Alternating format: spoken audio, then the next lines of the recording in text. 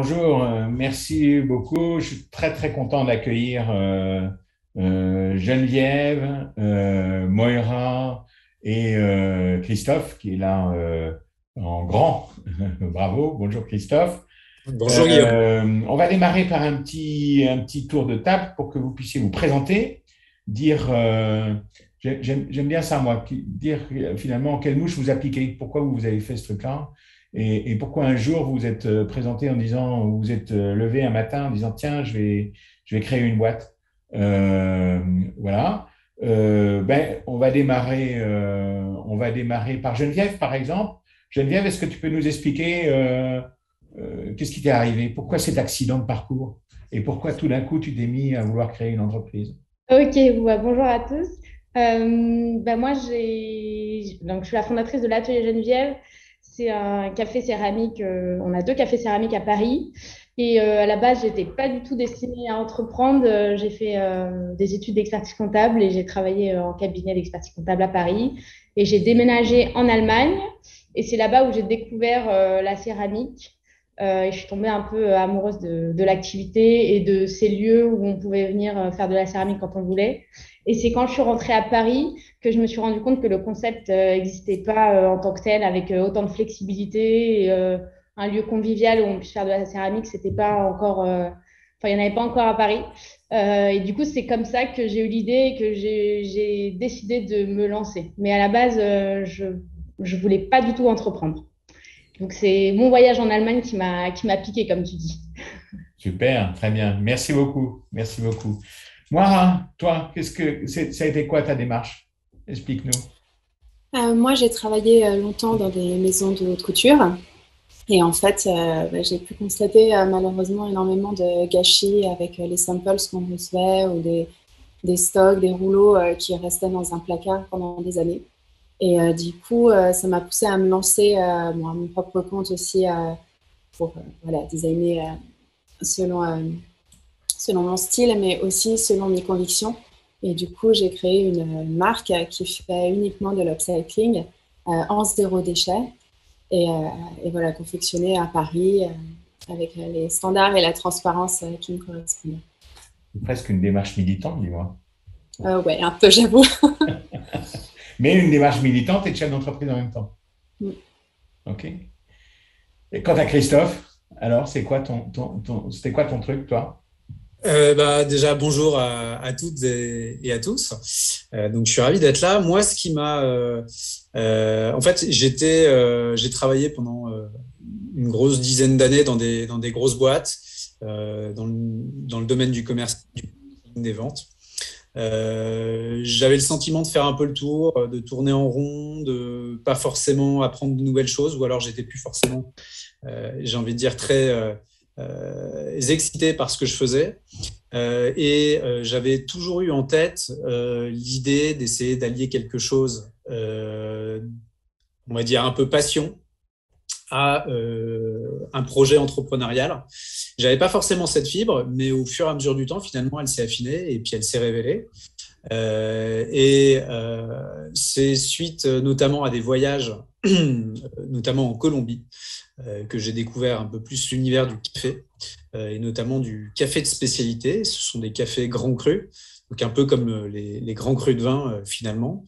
J'ai commencé à m'y intéresser, c'est-à-dire à les goûter, pardon, à découvrir cet univers, à me former, etc. Et puis ma dernière expérience professionnelle, c'était chez Philips. J'étais directeur de grand compte et je vendais des wagons de machines automatiques à la grande distribution. J'ai vu la tendance sur le marché, la tendance de consommation aussi des gens finalement sur le marché du café en grains, du café de grande qualité, bio, éthique. Et tout ça, en fait, a finalement a affiné ma réflexion et m'a fait me lancer dans cet univers-là. Et j'ai créé Caféographe, qui est une marque de café de spécialité. Voilà. Super, super, bravo, bravo. On voit que finalement, chaque parcours est évidemment particulier et on peut retenir deux choses. On peut retenir d'abord que la création d'entreprise, c'est moi qui crée une entreprise, donc c'est des personnes qui sont là, qui ont décidé de créer une entreprise, et puis c'est des circonstances, c'est une passion, c'est un constat, c'est une idée globale, etc. et c'est moi et mon idée qui fait que ça avance et que je me lance dedans. Et du coup, ma deuxième question, je vais démarrer par Geneviève. Comment ça a démarré? Comment ça a démarré pour toi? Alors, comment ça a démarré? Bah, doucement, on va dire. En fait, quand je suis rentrée d'Allemagne, donc j'ai fait le constat qu'il n'y avait pas de café céramique à Paris. Et du coup, en même temps, je cherchais un nouvel emploi en expertise comptable dans mon domaine initial. Donc, il y a déjà eu toute une phase de réflexion, d'analyse, d'étude du marché, de pourquoi ça n'existe pas à Paris et comment ça fonctionne en Allemagne. Et enfin, voilà, vraiment le début du business plan. Donc, j'ai commencé vraiment à écrire, en fait, à écrire mes idées, à poser tout sur papier, à faire une analyse financière. Bon, ça, j'ai été aidée par mes études, c'est vrai. Mais j'allais aussi à beaucoup de rencontres. Il y a beaucoup d'événements à Paris autour de l'entrepreneuriat, entrepreneuriat féminin, etc. Donc, voilà, je passais mon temps à aller à des séminaires, à des conférences, à des rencontres, etc. Et c'est comme ça qu'après, j'ai découvert Créatif. Et le moment de ta première idée et le début de ton entreprise, c'est à peu près combien de temps? J'ai eu l'idée en septembre, on va dire, et j'ai créé la structure vraiment juridique en février. Ouais, pas mal, rapide. Ouais. Ouais, ouais, avec le recul, ça paraît rapide, mais quand on est dedans, ça paraît interminable. Bien sûr, bien sûr, bien sûr. Et créatif là-dedans, c'était à quel moment? C'était en décembre, Ok, fin décembre. d'accord, Et d'accord, d'accord. c'est ça qui a vraiment fait pivot, où je me suis dit, ah, ok, allez, je me lance parce que vraiment pendant toute une période septembre-décembre, je me disais, est-ce que je me lance ou pas? Il faut que je fasse un choix. C'est vraiment le stress, ok, il faut que je prenne une décision, mais à la fois, je ne sais pas quoi faire. Et c'est un peu l'hésitation. Et puis, une fois que Créatif, ça a un peu Ouais. validé toutes mes idées, je me suis dit, ok, j'y vais. C'est là où tu as finalisé ton business plan. Voilà. Exactement. Et du coup, 2 mois après, j'ai créé la structure. C'est Ok. vrai. Moira, toi, comment ça s'est passé? Raconte le début. Moi, j'y pensais depuis longtemps, pendant que j'étais donc dans des maisons de couture. Et c'est un peu ouais, une accumulation de circonstances. Mon dernier poste était chez Karl Lagerfeld. Et suite au décès, malheureusement, de Karl Lagerfeld, j'ai décidé voilà, que c'était peut-être un peu le signe de me lancer à mon compte. Et du coup, je suis partie pas très longtemps après. Et voilà, je continuais le process. Hein, je savais déjà ce que je voulais faire. Et moi, j'ai suivi la formation en même temps que Christophe. Donc, ça fait plaisir de se retrouver. Ouais. Si je dis pas de bêtises, ça doit être en avril 2020, mai 2020, Ouais, en plein c'était pendant le Covid. Donc, c'était pas évident, mais en même temps, ça nous forçait un peu à se poser et à se poser les vraies questions. Et j'ai lancé officiellement plus tard dans l'année, en septembre. Ok, super, super, parfait. Christophe, toi, raconte. Bah, moi, ça a germé pendant un certain nombre d'années dans mon esprit. C'est-à-dire que la vraie révélation, j'ai eu en 2015 quand j'étais en Colombie. Et finalement, le projet, j'ai commencé à le mettre en création. Ben voilà, comme le disait Moira, c'était en mars 2020 et avec la formation qui s'en est suivie. Disons que c'était une période dans laquelle j'ai essayé de regarder tout ce qui était possible de faire et surtout d'essayer de me différencier parce que c'est quand même quelque chose aussi qui est ultra important, surtout quand on s'attaque à un univers où il y a déjà énormément de choses. Et c'était une phase hyper intéressante et excitante au sens où il y avait énormément de questions qui venaient. Comment est-ce que je fais pour me différencier? Qu'est-ce que je trouve comme formation à la fois dans l'univers du café, parce que je ne venais pas du tout de ça, mais aussi une formation qui me permette de m'offrir un cadre pour construire voilà, un business plan et puis on va dire un plan d'action pour la création de ma boîte. Et c'est à ce moment-là que je me suis renseigné et que j'ai découvert aussi ce que proposait Créatif. Et dis-moi, c'est bizarre ton truc parce que, en fait, tu as fait la même formation en même temps que moi, Moira, et vous ne faites pas du tout les mêmes activités. Et ce n'était pas gênant de faire la formation en même temps? Non, je trouve que le truc qui était gênant, c'était juste de le faire pendant le Covid, en visio. C'était pas forcément très simple, mais en même temps, au final, au fur et à mesure, on s'est habitué à ça et c'était pas plus mal. On a eu la chance de faire des formations physiques, c'était bien. Non, c'est hyper intéressant de le faire avec plein de profils différents. Parce que déjà, on va présenter notre projet à des gens qui connaissent pas du tout l'univers du projet, ou peut-être un petit peu, mais généralement pas forcément. Ça amène des questions, ça amène aussi de se mettre un peu à risque, en fait, par rapport à notre idée de départ. Et ça, c'est hyper constructif pour la suite, parce que ça permet de voir des choses qu'on voit pas du tout. On a un peu des œillères quand on construit un projet, on a des certitudes. Et du coup, ça permet d'aller un petit peu au-delà de ces certitudes. Et ça, j'ai trouvé ça hyper intéressant. Et puis, ça permet aussi de rencontrer des gens qui ont des domaines qui vont évoluer dans des domaines complètement différents. Ça peut aussi amener des idées pour construire aussi son plan. Donc, c'est important. OK. Geneviève, en termes c'est facile de monter une boîte ou c'est compliqué? Qu'est-ce qui est compliqué? Non, c'est pas facile, mais à la fois, je veux pas déprimer, je veux pas déprimer qui que ce soit, parce que l'aventure est géniale, mais non, je pense que si j'avais été préparée à ça, je sais pas si je me serais lancée. Non, c'est quand même chouette, mais ouais, c'est compliqué, mais c'est compliqué parce qu'il faut être bon partout et à la fois, on connaît pas tous les sujets. Enfin, j'ai l'impression qu'être entrepreneur, c'est être bon en compta, en finance, en com, en marketing, en produit, en client. Et à la fois, on ne maîtrise pas tous ces sujets. Donc, évidemment, si on a fait des études, enfin voilà, moi, mon expérience d'avant m'a aidé en compta, en finance, mais il y avait tout le reste, enfin, j'avais tout à apprendre, quoi. Donc, faut se faire accompagner, faut se faire aider. Et du coup, ça marche bien quand on a le bon entourage, on va dire. Ouais. Mais ouais, c'est pas facile, mais l'aventure vaut le coup quand même. Ouais. Moira, comment on fait pour créer un réseau, justement, pour arriver à se faire aider et à se faire accompagner? Comment est-ce qu'on fait? Parce que finalement, autrement, on est tout seul. On parle toujours de la solitude du chef d'entreprise. Tu le ressens, ça? Un peu parfois. Et je partage tout à fait ce que dit Geneviève. Il faut être bon en tout. Et pour moi, surtout la com, c'est hyper important quand on fait de la mode. Et j'ai l'impression d'y passer un temps fou. Et c'est sûr que c'est pas toujours évident de bien s'organiser et bien séparer son temps. Moi, j'ai beaucoup travaillé en amont, en fait, vu que je savais que je voulais faire ça. Ça fait des années que je préparais le coup. J'avais déjà déposé mon nom à l'INPI, par exemple, sur les périodes de soucis par la suite. J'avais déjà les réseaux sociaux qui fonctionnaient bien, qui étaient bien actifs depuis des années. J'avais fait des commandes pour des connaissances, encore une fois, donc pour déjà m'approprier le truc, commencer à avoir vraiment une identité forte, une image de l'expérience, un retour client. Donc, c'est vrai que le plus on peut faire en amont, le mieux c'est pour après se lancer dans de bonnes conditions et puis avoir des fondations solides, en fait.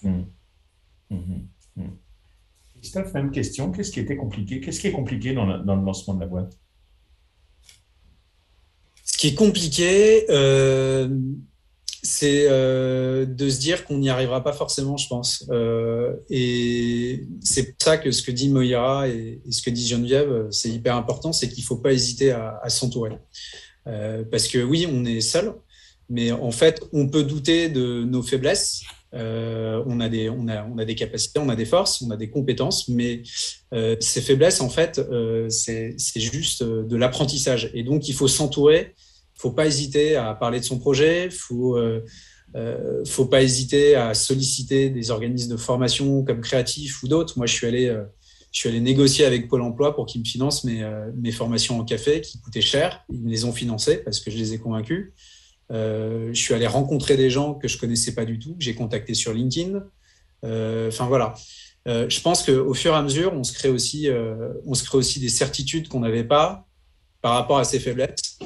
Et je pense que ce qui peut nous arrêter nous arrêter un peu au début, il faut vraiment aller au-delà parce que c'est ça qui est hyper intéressant. C'est cette curiosité un peu insatiable et d'aller un peu au-delà de ces choses-là.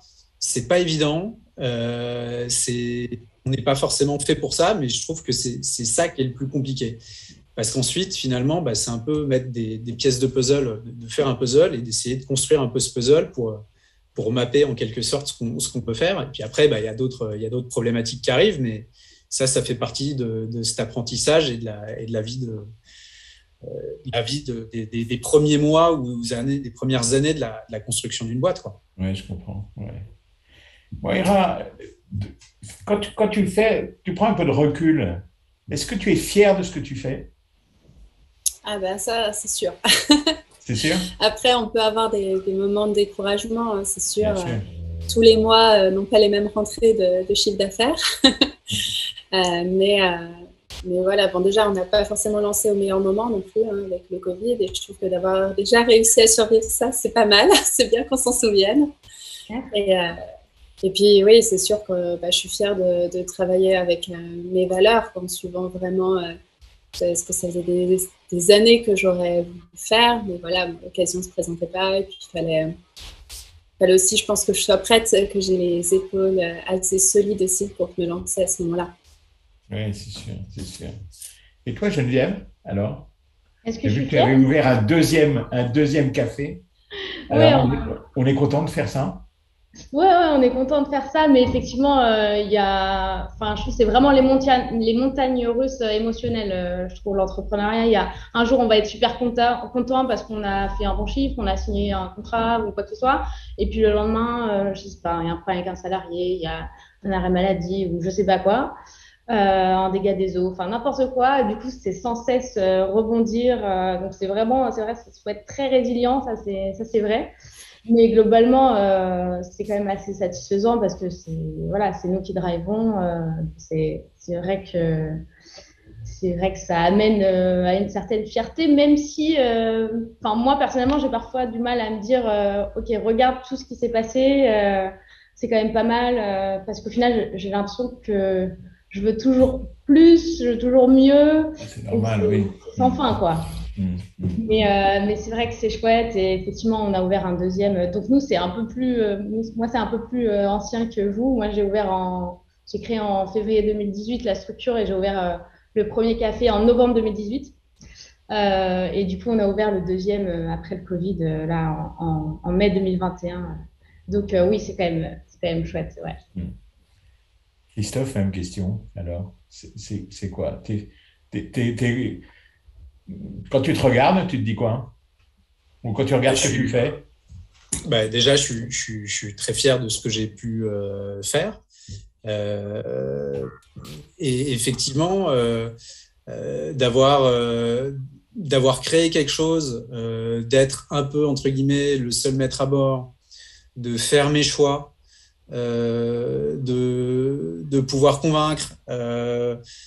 Tout ça, c'est quand même, ça fait quand même partie d'une certaine fierté. Puis si j'ai quitté le monde du salariat à un moment donné, c'est que j'y retrouvais pas forcément ce genre de choses. Donc c'est aussi quelque chose qui est très satisfaisant. Alors oui, effectivement, comme le dit Geneviève, faut pas aussi avoir peur de l'échec, des petits échecs, des gros échecs, parce qu'on en apprend toujours quelque chose. On peut toujours rebondir. Mais clairement, pour l'instant, moi, je suis hyper content de ce que je fais et j'ai toujours mis l'idée pour développer le business à côté pour le futur. Donc, c'est hyper gratifiant, quoi. Vous savez, moi qui ai un petit peu plus d'expérience que vous en matière de création d'entreprise et en matière de relations avec les entreprises, je fais aujourd'hui beaucoup je fais des sessions d'entreprise, donc des ventes de petites entreprises. Et tous les chefs d'entreprise que je rencontre, le premier truc, la première caractéristique, c'est qu'au final, quel que soit le niveau de leur entreprise, ils sont super fiers de ce qu'ils ont fait. Et ça se voit dans leur trip, quoi. Je veux dire, ça se voit dans leurs yeux. Et voilà, c'est ce qui fait que moi, je suis personnellement un fan de la création d'entreprise.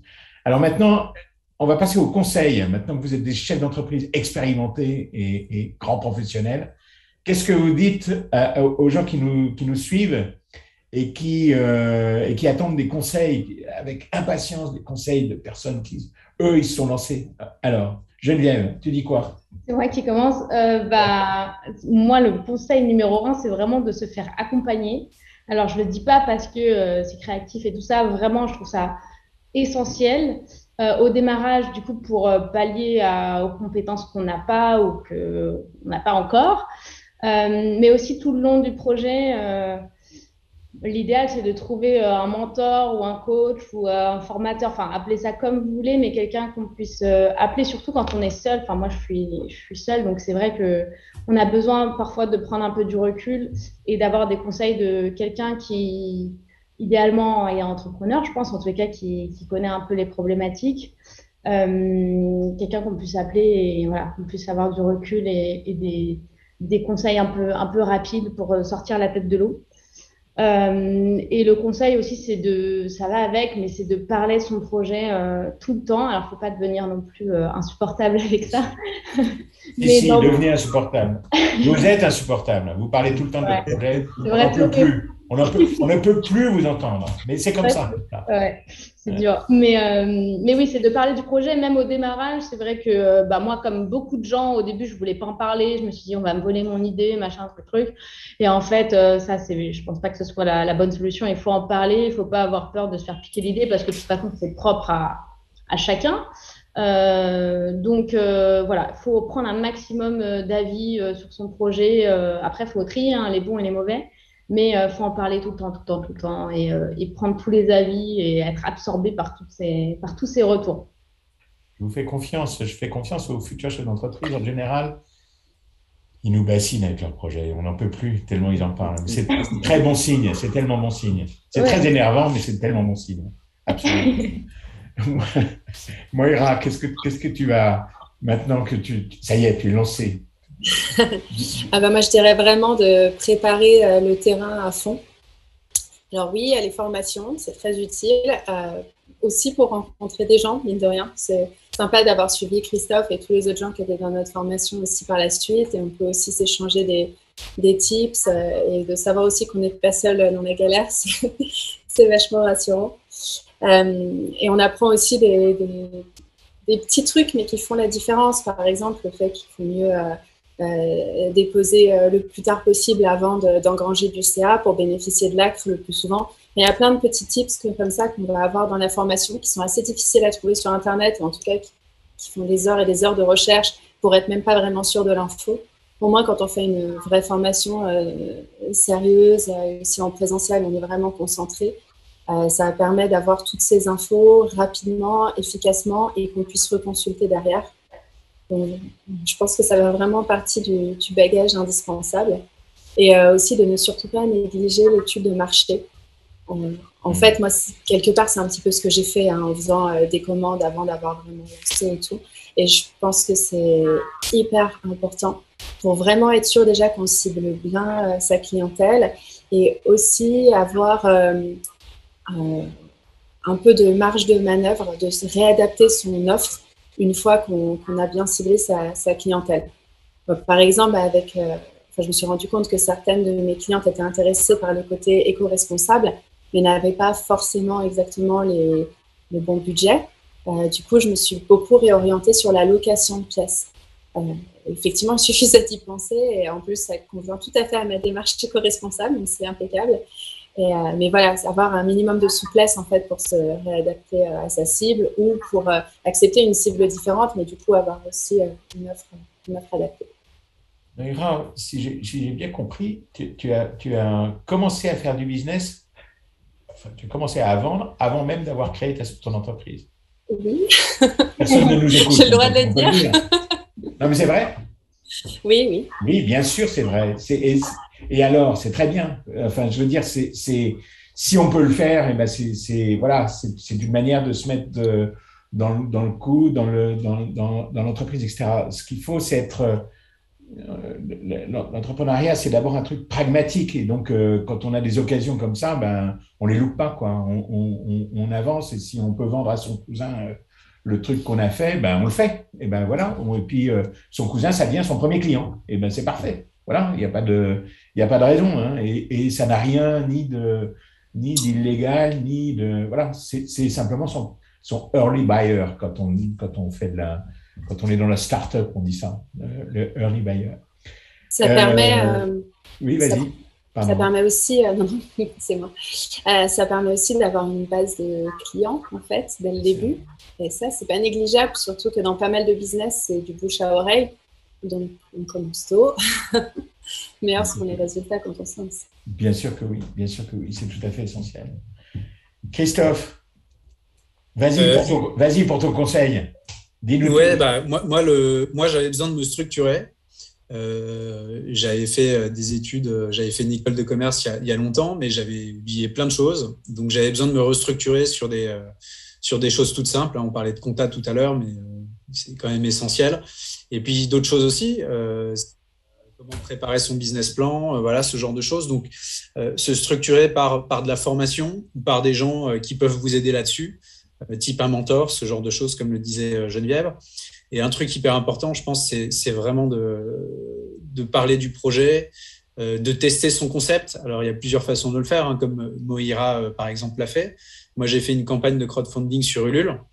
C'était suite à la formation chez Créactif, mais ça m'a permis de tester aussi mon concept, de voir si finalement ça intéressait les gens ou pas.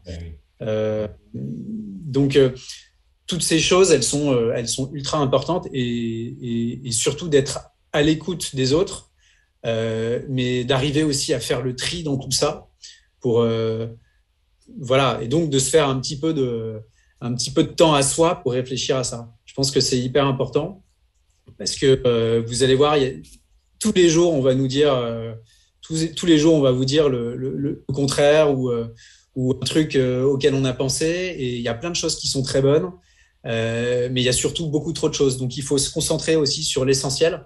Et l'essentiel, finalement, quand on crée une entreprise, c'est le client, quoi. Donc, comme l'a dit Moira, il faut aussi savoir s'adapter à ça et se réadapter à tout ça. Donc, je pense que c'est vraiment ça les choses les plus importantes, quoi. Ok. Une dernière question, peut-être pas la dernière d'ailleurs. Geneviève, si c'était à refaire, Je le refais, bien sûr. tu replonges? Pardon? Tu replonges? Ouais, je Tu replonge. retournes? Ouais, c'est sûr. Mais je ne changerai rien en plus. Même les échecs, même les périodes difficiles, j'ai envie de dire, même le confinement et tout ça, je ne l'enlèverai pas, pour te dire. Tu es vraiment accro, toi. Non, mais parce que c'est vrai que En fait, si ça se passait bien, je pense que ce serait pas marrant, quoi. Donc, même les choses compliquées, elles sont à apprendre. Et puis, c'est là où on apprend beaucoup. Donc c'est chouette. Parce qu'on apprend beaucoup techniquement et on apprend aussi beaucoup sur soi. Donc, c'est génial, en fait. Donc, non, franchement, je le refais et je ne changerai rien. Ouais, ça me fait plaisir. Moira? C'est super joli ce que tu dis. J'aime bien. Ouais. Moi, j'avoue que j'aimerais bien reprendre, mais avec les connaissances que j'ai maintenant, je pense que ce serait tout de suite vachement plus palpitant. Ah oui, mais il faut bien commencer par un morceau. Il faut bien commencer par un bout. On est bien obligé. Oui. Ok, d'accord. Et toi, Christophe? Moi, je suis hyper content, donc évidemment que je referai la même chose. Je ne les ferai peut-être pas forcément de la même façon, mais ça m'a permis d'apprendre plein de trucs, donc ça me servira de toute façon par la suite. Donc, non, évidemment. Et puis, comme je disais tout à l'heure, j'ai d'autres idées pour développer le truc, pas forcément sur ce que j'avais pensé à la base, mais pour diversifier un petit peu. Donc, c'est aussi, entre guillemets, recréer un autre truc, quoi, mais en parallèle de ce que j'ai commencé à faire, mais pour diversifier mon activité. Bon, je vois que j'ai affaire à 3 fans de la création d'entreprise. Donc, bienvenue au club. Voilà, c'est formidable. Merci beaucoup pour toute cette participation. On va maintenant peut-être se lier avec les gens qui nous écoutent et répondre à des questions. S'il y en a, Juliette. Oui, il y a eu des petites questions. Alors, je vais reprendre. Attendez. Alors, je vais reprendre du début. Alors, vous travaillez seul ou vous êtes avec des associés? Moi qui commence? Allez, vas-y. Oui, je suis solo entrepreneur. Ouais. Mais après, du coup, j'ai des salariés aujourd'hui. Donc, on est une petite équipe. Comme on a 2 lieux, on est à peu près 10-12 dans l'équipe. Mais oui, je suis effectivement enfin, la seule à prendre des décisions. Non, parce qu'il y a des managers, etc. Mais oui, fondatrice en tout cas. Moira? Oui, moi je suis seule, je fais juste appel à des freelances parfois. D'accord, ok. Et Christophe? Alors moi, je suis en SAS, je suis associé avec, on va dire, un associé de cœur, on va dire plutôt familial. Mais sinon, je travaille seul, mais avec l'aide de quelqu'un qui fait la torréfaction des produits. Moi, je ne suis pas torréfacteur, mais du coup, ce n'est pas un salarié, mais c'est quelqu'un que je rémunère pour ce qu'il fait. Mais je travaille seul, ouais. Christophe, est-ce que tu as bien fait un pacte d'associés? C'est mon père, donc ça va, il n'y a pas de… Tu sais, bon, Est-ce que vous avez des Et petites… effectivement, c'est des choses à faire dans des cadres peut-être différents, mais Guillaume, tu à veux, ce niveau-là, tu c'est veux différent. développer le pacte d'associés? pardon? Est-ce que tu veux développer le pacte d'associés? Le pacte d'associés, c'est ce qui organise le fonctionnement entre deux associés, ou trois associés, ou quatre associés.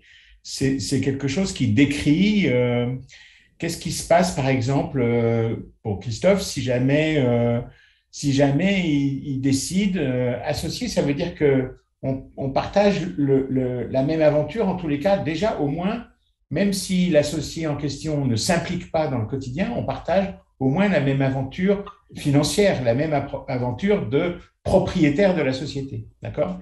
Et donc, par exemple, Christophe, si demain matin il dit, ben moi, je veux investir 200 000 euros pour acheter pour une nouvelle machine voilà, ou un nouveau lieu de stockage, ben son associé peut dire, ouais, dis donc, tu mets en péril notre fonctionnement et moi, je veux avoir mon mot à dire. Et donc ça, le pacte d'associés, ça sert à ça sert à régler toutes ces questions-là qui sont des questions de bonne entente de la manière dont ça fonctionne.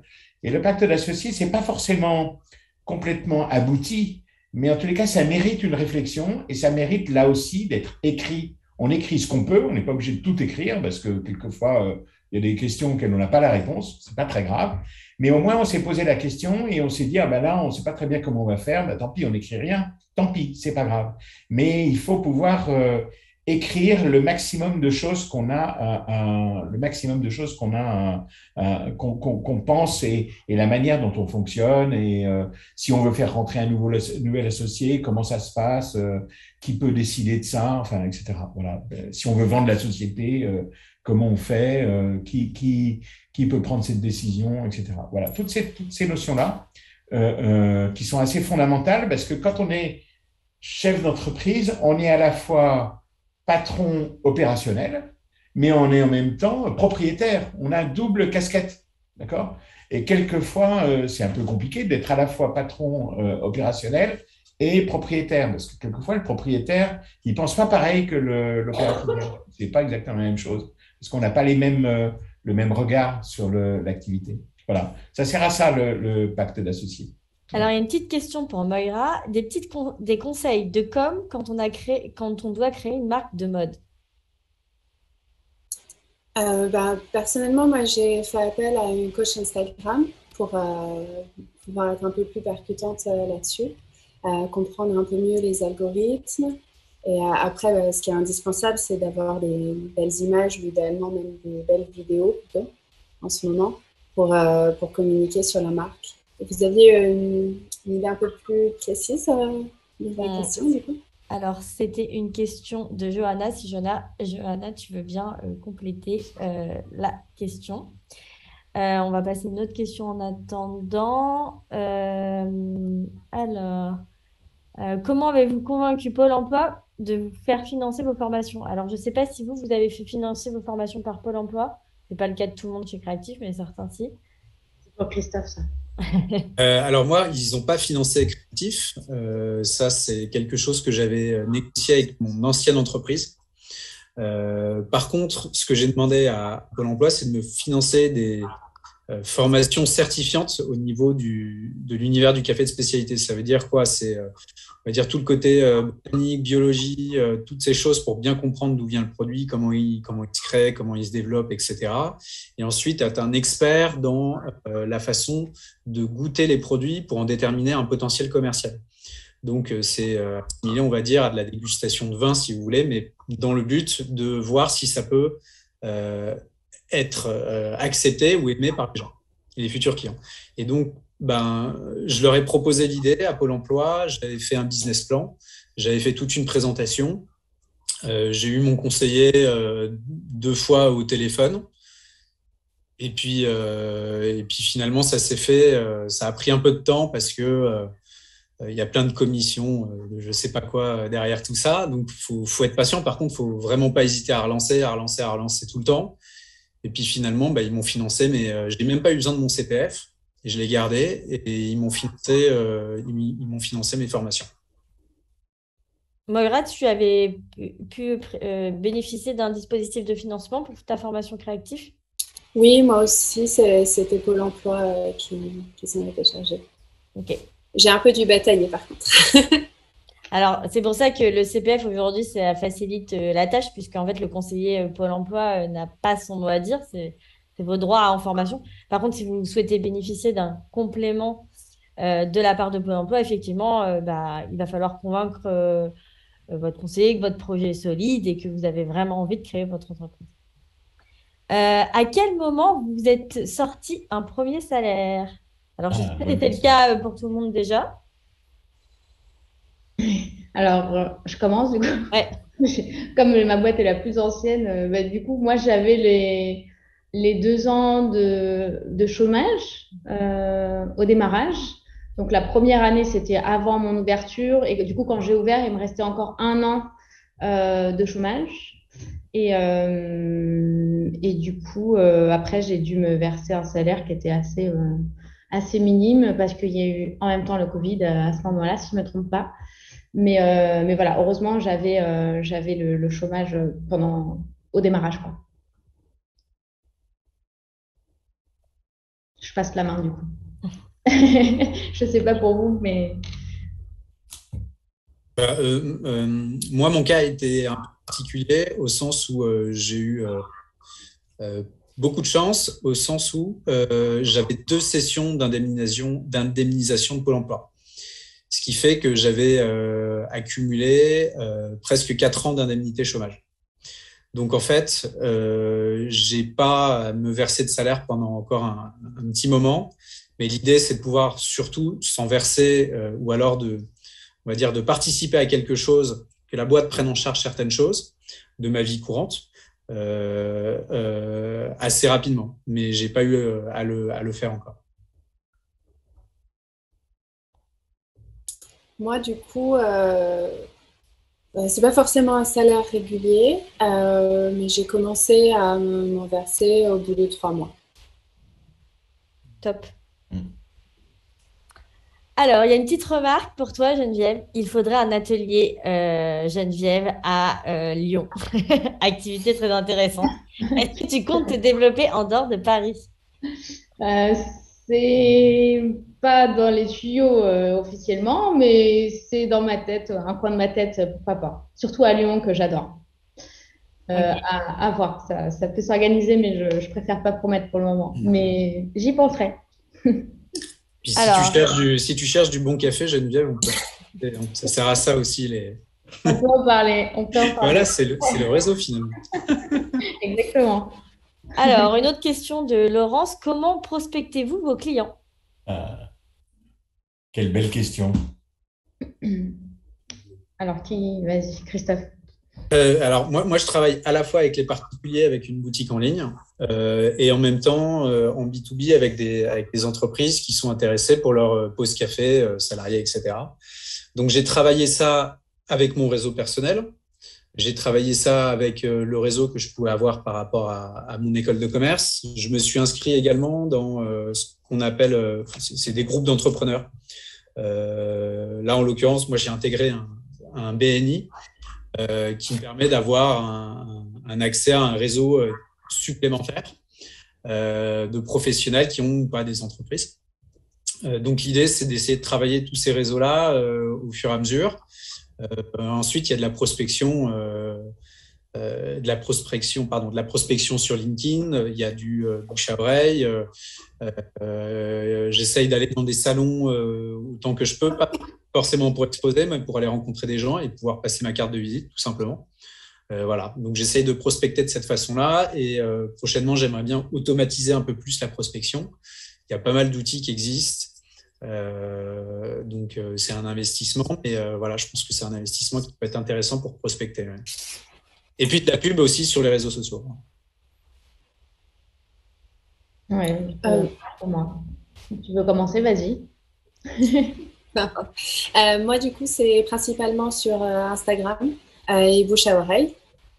Après, je suis aussi très présente et active sur à peu près tous les réseaux sociaux, que ce soit LinkedIn qui est à ne pas négliger, hein, qui a donné un bon coup de boost là depuis quelques années, avec notamment le fait de pouvoir partager des articles. Ça devient vraiment un réseau social. Donc, je conseille vraiment d'être dessus. Sur Facebook, même si c'est un peu plus mort, c'est quand même bien d'y avoir une présence. On ne touche pas forcément les mêmes âges. Et TikTok, bon, là encore une fois, c'est pas forcément les mêmes âges, ça dépend pour la cible. Je suis pas ultra persuadée, par exemple pour Christophe, que ce soit d'une utilité folle. En revanche, pour moi, même si c'est pas mon client aujourd'hui, ça peut le devenir. Et surtout, l'avantage de TikTok, c'est que ça peut devenir viral très, très, très vite. Et du coup, porter les choses loin. C'est ce que j'allais dire, c'est vraiment le côté viral, je pense, sur TikTok. Je pense que c'est pertinent pour tout le monde, mais avec une idée précise en tête et pas forcément d'aller, c'est plus peut-être pour faire de la notoriété ou faire un truc un peu viral. Et il y a YouTube aussi, il ne faut pas négliger YouTube. Tout à fait. Ouais, pareil pour moi, réseaux sociaux à fond. Alors TikTok, je suis une grande fan. Je pense que ça s'adresse à tout le monde, même à Christophe. Et que c'est viral, mais surtout les gens sont très réactifs sur TikTok. Donc nous, quand on a une vidéo qui perce, le lendemain, on est complet, quoi. Donc vraiment, allez-y à fond sur TikTok, même si bon, faut avoir de la patience. Mais sinon, pareil, pour avoir des clients, c'est publicité sur Instagram, sur Facebook. Et bouche à oreille. Et aussi, il peut y avoir le relais presse qui est intéressant. Et presse, médias et influence. Bon, ça va avec Instagram, mais les influenceurs maintenant sont des bons relais de communication. Quel est le plus grand challenge que vous avez relevé? Le Covid. Ça, c'est sûr, oui. Vous pouvez pas faire mieux, là. Beau Et challenge, oui. du coup, est-ce que tu peux nous dire un peu plus de ce que tu as mis en place? Enfin, comment tu as réussi à changer ton activité, Geneviève, pendant le Covid? Oui, donc moi j'avais ouvert la première boutique, on a eu le Covid, donc c'était à peu près un an après, un an et demi après. Et du coup, bah, évidemment, on était fermés, donc on a fait des kits pour faire de la céramique à la maison, donc faire notre activité, mais en dehors de notre atelier. Donc j'ai passé mon premier confinement à faire des livraisons dans toute l'Île-de-France, à distribuer des petits kits, et ça, c'était super. Enfin, c'était super. Ça a quand même compensé pas mal et les gens étaient contents. Et au final, ça m'a permis de vraiment créer un axe e-shop, une boutique en ligne qui existe toujours aujourd'hui et qu'on continue de développer en termes de produits. Donc finalement, ça nous a créé une nouvelle piste en fait, comme un nouvel établissement, on va dire, mais en ligne. Il y a une petite question pour toi, Geneviève. Quel laps de temps s'est écoulé entre le lancement et le moment où vous avez dû embaucher quelqu'un? J'ai embauché, moi, direct à l'ouverture de la boutique. De la première boutique, j'ai embauché direct. C'était un risque, je pense, mais un risque que j'ai voulu prendre parce qu'il fallait être là sur toutes les plages horaires et puis il fallait aussi en parallèle que j'ai les autres casquettes de compta, de com, de faire des photos, de tout le reste. Donc, j'ai directement démarré avec une salariée à partir du moment où j'ai ouvert un lieu physique. Avez-vous créé un site web pour mieux vous faire connaître? Bien sûr. C'est essentiel. Ouais, indispensable. Je ne sais pas si je dirais pour mieux me faire connaître, très franchement. C'est un support indispensable, ça je suis tout à fait d'accord, pour plein de raisons et surtout des raisons professionnelles. Que par exemple, quand on a des interviews ou autres, on ne peut pas ne pas avoir de site internet. Ça manque vraiment de professionnalisme. En revanche, se faire connaître, pour moi, c'est vraiment les réseaux sociaux, hein. Mon site, quand je vois le passage qu'il y a, je me le repasse, ça n'a rien à voir avec mon Instagram. Ouais, c'est vrai. Et non, c'est ultra important. Et même si vous adressez à des clients pro, comme tu le disais, s'ils n'ont pas une vitrine quelque part, finalement, ils ne vont pas vous prendre. Vous n'allez pas être crédible. Un site, ça coûte cher, mais il y a des aides. Moi, j'ai récupéré 1 500 € de la part de la CCI, de la région Île-de-France pour faire mon site internet. Donc, il y a toujours aussi des trucs pour aller récupérer un peu de. Et chez Créatif, on vous apprend. Grappiller un peu à droite à gauche, quoi. Chez Créatif, on vous apprend à créer. Il y a une formation pour vous apprendre à créer un site internet. Souvent, les gens commencent par la formation, tout ce qui est marketing digital, comment trouver ses premiers clients. Et ils complètent la formation pour ceux qui le souhaitent par une formation sur WordPress où on leur crée et ils créent eux-mêmes leur site internet et on leur apprend surtout à gérer leur site internet et à le maintenir. Donc voilà, donc si vous avez des questionnements là-dessus, nos conseillers pourront aussi vous répondre. Mais aujourd'hui, comme vous le dites, c'est un peu de toute façon un must, c'est un passage obligatoire d'avoir un site internet, même si ce n'est pas forcément un site e-commerce, ça peut être simplement un site vitrine et c'est quand même nécessaire.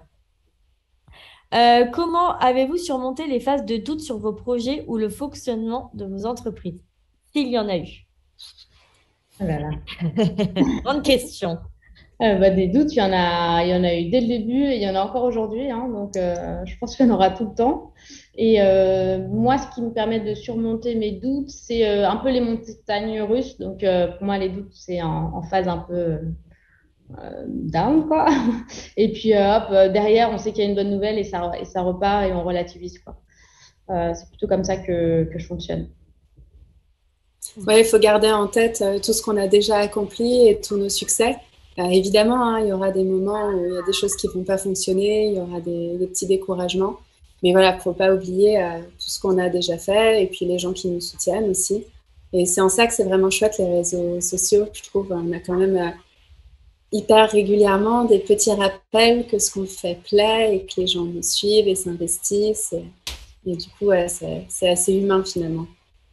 Pour rebondir sur ce que tu dis, Moira, il y a une petite astuce qui est idiote, mais qui est très, très utile. Très souvent, on se fait des to-do list, qu'est-ce que j'ai à faire, etc. J'ai un tout petit conseil à vous donner. N'effacez jamais vos to-do list. Voilà. Parce que quand on n'a pas le moral, on se dit, mais non, ça avance pas, c'est les beans, rien n'avance, c'est la merde, etc. Bon, très bien. Mais quand on regarde sa to-do list, on se dit, ah, mais quand même, j'ai fait tout ça. Ah, mais merde, je me rends. Et ça, c'est excellent. Voilà. C'est excellent. C'est aussi bon qu'un petit remontant. Voilà. C'est parfait. C'est un super conseil. Ouais, moi, c'est vrai que je trouve ça bien de faire des to-do list avec des petites missions pour pouvoir les barrer relativement souvent. Exactement. Et avoir le sentiment du devoir accompli. Ouais. Parce que si on se met un truc qui va prendre 3 jours, en fait, on ne va pas être satisfait de le barrer.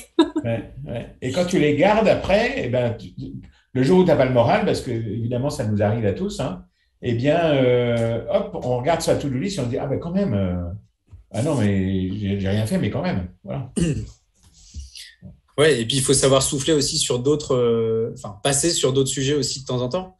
C'est-à-dire qu'il y a des sujets, soit on n'y arrive pas, soit c'est très compliqué. Alors, faut pas les mettre de côté. Mais c'est aussi important de passer à d'autres choses pour se changer les idées, rebondir, peut-être avoir d'autres inspirations, d'en parler. Et puis, il y a ce côté vraiment système D aussi, hein, quand on se lance là-dedans, parce qu'il y a un côté débrouillardise, il y a pas forcément des solutions, mais on arrive toujours à faire quelque chose. Et je rejoins un peu Geneviève, c'est quand il y a une merde, je ne sais pas pourquoi, moi, il y a toujours un truc qui se passe bien plutôt derrière, parce qu'il y a d'autres choses qui ont été aussi travaillées en parallèle. Alors, ça peut être tout petit, mais ça peut être un peu plus gros. Et ça, on refait le plein de confiance et on est encore plus positif derrière, quoi. Donc, c'est aussi important, je pense, de bien regarder sa to-do list, mais d'avoir plusieurs choses à faire en même temps, ça permet de se relancer. Une autre question, quel est votre conseil pour entretenir la proximité avec vos clients sur les réseaux sociaux quand on est seul à tout gérer et que le nombre de clients devient important? Grande question aussi. Ouais, bah, garder la proximité, c'est vrai que c'est compliqué quand on se développe et que du coup, on, on délègue. Enfin, moi, je sais que j'ai une apprentie du coup maintenant, donc elle est aussi sur les réseaux sociaux en même temps que moi. Donc, j'ai moins la proximité avec des clients que je connais depuis le démarrage, par exemple, etc. Mais ça se fait. Enfin, on peut continuer, par exemple, de faire des facecam, comme ça, parler. Et du coup, ça rapproche quand même. Enfin, si on veut parler avec nos clients, on trouve toujours un moyen de communiquer avec eux. Enfin, moi, c'est vrai que les gens se déplacent aussi, donc je les vois sur place. Mais non, on interagit encore avec nos clients, même quand on se développe, je pense. C'est pas un souci. Il faut s'organiser sur ce type de communication. Il y a plein d'outils qui existent pour faire ces publications, etc. en amont. Alors, ça prend un peu de temps. Mais moi, je m'en sors un petit peu comme ça. Et ce que j'ai essayé de faire à un moment donné, et un peu abandonné, j'ai essayé de faire des dégustations de café dans un coffee shop sur Paris. À un moment donné, j'en faisais une fois par semaine. Puis au bout d'un moment, je me suis dit, c'est vraiment trop chronophage, je vais arrêter, je vais le faire tous les 15 jours. Puis finalement, j'ai fait ça 2 fois. Et puis finalement, je me suis dit, je vais le faire une fois par mois. Et à chaque fois que je faisais ces dégustations, j'essayais de filmer, en fait, les gens qui venaient, leurs réactions, etc. Et je faisais une vidéo. Mais je me rendais compte que ça me prenait une journée, en fait, de faire la dégustation, plus faire le film. Ça prend beaucoup de temps. Donc, c'est pour ça que j'ai commencé à réduire un peu les intervalles et à le faire de façon un peu plus exceptionnelle. Mais ça me permettait aussi de garder un peu le contact avec les gens, quoi. Ouais, c'est bien. Ouais.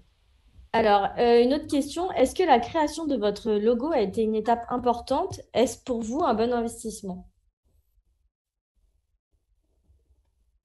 C'est assez fondamental quand même, hein. C'est la première chose que les gens voient ou dont vont se souvenir. On en a besoin aussi énormément dans la communication. Moi, je vois tous les événements auxquels j'ai participé, ils me demandent systématiquement mon logo pour l'ajouter dans leur communication, sur les affiches. Ouais, c'est quand même important, puis c'est quelque chose qui va vous suivre potentiellement tout le temps. Après, bon, rien ne dit que vous puissiez vous en lasser ou essayer de vous adapter à l'ère du temps dans 5 ou 10 ans.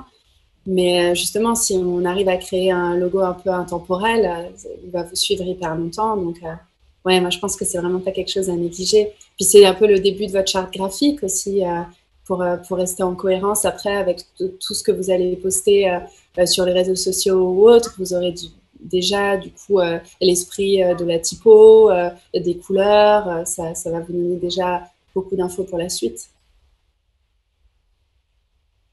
Ouais, je suis d'accord avec tout ça. Ouais, non, c'est hyper important. Ça.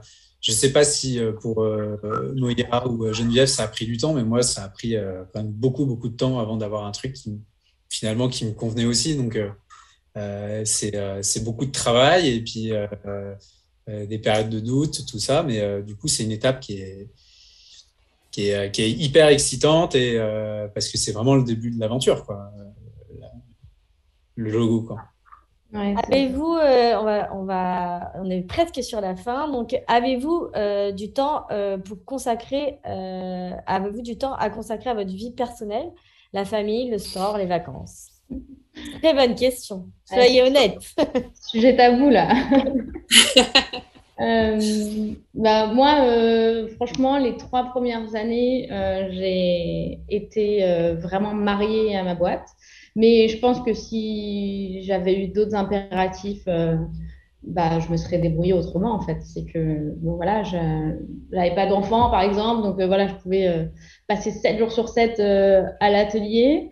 Et puis après, je pense qu'il y a eu le Covid où ça fait quand même relativiser beaucoup de choses. On se dit qu'il n'y a pas quand même que le boulot dans la vie. Mais voilà, aujourd'hui, c'est un peu différent et j'arrive à m'accorder un peu plus de temps aussi parce que j'ai recruté, j'ai délégué. Donc c'est un peu plus simple aujourd'hui. Mais rien que déléguer aussi, ça s'apprend et c'est pas forcément facile à faire au début, financièrement et aussi dans le fait de déléguer tout simplement. Donc voilà, ça va beaucoup mieux aujourd'hui. Et donc aujourd'hui, oui, j'arrive à prendre du temps, un peu plus de temps pour moi. Moi, j'essaie de limiter les interactions, en particulier les réseaux sociaux le week-end, ou même d'éviter d'avoir des rendez-vous professionnels, même si, bon, des fois, ça peut arriver pour un essayage ou pour une location, mais j'essaie vraiment de me préserver mon samedi, mon dimanche. Et en tout cas, est-ce qu'on peut garder du temps pour soi et sa vie de famille? Oui. Moi, j'ai eu un bébé il y a 1 an. Donc, c'est complètement possible, même en plein lancement, même avec beaucoup de boulot. Ça fait tout en même Ça temps. se fait. Bon, par contre, il faut aussi un partenaire qui assure derrière. C'est peut-être un peu plus facile quand on n'est pas seul. Moi, je trouve que c'est primordial parce que si vous n'êtes pas bien dans votre vie perso, ça se ressentira dans votre vie pro et sur la façon dont vous gérez votre boîte ou la réaction, les interactions que vous pouvez avoir avec vos clients. Donc, je pense que c'est ultra important de se garder des plages. Voilà. Moi, j'ai une petite fille aussi. J'ai monté ma boîte et puis elle était déjà là. Donc, de toute manière, j'étais obligé de faire les deux. Et puis, je m'organise aussi. Je suis passé du salariat où je n'avais pas forcément mon mot à dire là-dessus. Tout était un peu imposé. Là, si j'ai pas envie de prendre des vacances parce que je sens qu'il y a un truc qui vient, je prendrai pas de vacances. En revanche, si j'ai besoin d'aller prendre 2 heures pour aller nager ou courir ou aller au ciné, je le fais pas tous les jours, mais je le ferai si j'ai le temps de le faire. Mais ça permet aussi de sortir un peu, d'évacuer aussi certaines choses. Je pense que c'est hyper important de se ménager aussi à ce niveau-là. Parce que sinon, dans la durée, c'est compliqué, quoi. Oui, ça fait partie de ça, de l'emploi du temps du chef d'entreprise. Encore une fois, la création d'entreprise ou la démarche de la création d'entreprise et de l'entreprise, c'est un truc sur le long terme. Donc, il faut, au fur et à mesure du temps, il faut bien trouver un équilibre. Et on doit souvent, certains créateurs d'entreprise se disent non, mais il faut que je sois à fond tout le temps, etc. Mais en fait, non, on doit aussi avoir des échappatoires, des moments plus cool, des moments voilà, où on s'échappe du quotidien, ne serait-ce que pour conserver un équilibre psychologique qui permet de gérer notre activité dans le temps. On peut avoir des moments très, très intenses de travail et en même temps, et puis avoir des moments beaucoup plus relax. Et ça, ce qui est compliqué, c'est c'est de ne pas avoir de culpabilité par rapport à ça. C'est-à-dire d'être sûr qu'on peut le faire et de le faire, quoi.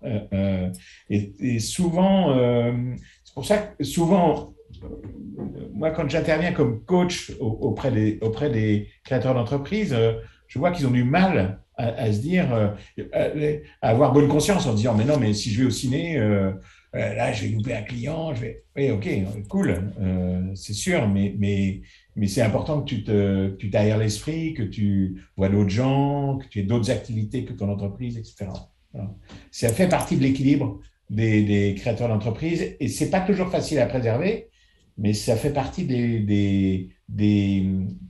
j'allais dire presque des impératifs du chef d'entreprise d'être amené à préserver ça.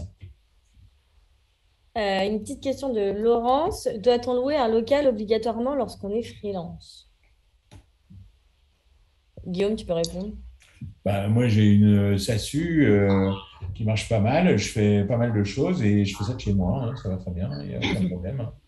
Je vous le dis, ça fonctionne parfaitement bien et il n'y a pas de problème. Et si j'ai besoin d'un jour d'un local pour faire quelque chose, voilà, je le louerai si j'en ai besoin. Mais en tous les cas, je ne vais pas me dire, tiens, je vais louer un local, puis ensuite, qu'est-ce que je vais faire? Je fais ce que j'ai à faire et il se trouve que chez moi, j'ai pu m'installer une pièce qui est mon bureau et c'est génial, quoi. Franchement, je suis très content que ça soit comme ça. Alors, Moira, tu travailles de chez toi ou tu as un local?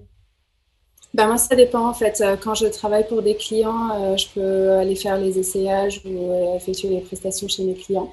Après, actuellement, non, je ne loue pas de local. J'ai pu aménager mon salon en atelier. En revanche, ça fait partie des choses, des questions que je me pose. Est-ce que je ne prendrais pas un local, peut-être que pour certains rendez-vous voilà, ça fait partie des possibilités pour l'avenir. je peux juste ajouter que moi, j'ai passé le deuxième confinement, c'est-à-dire un peu plus de presque 1 an, dans le Midi, dans les Cévennes. J'étais très ravi d'être là-bas. Et du coup, j'avais loué un petit local mais pour vivre. Et puis, j'allais travailler dans un espèce de coworking. Un coworking dans un bled de 500 habitants. On était 8 dans 400 mètres carrés, donc c'était assez cool. Et voilà, donc on s'adapte, quoi. Voilà.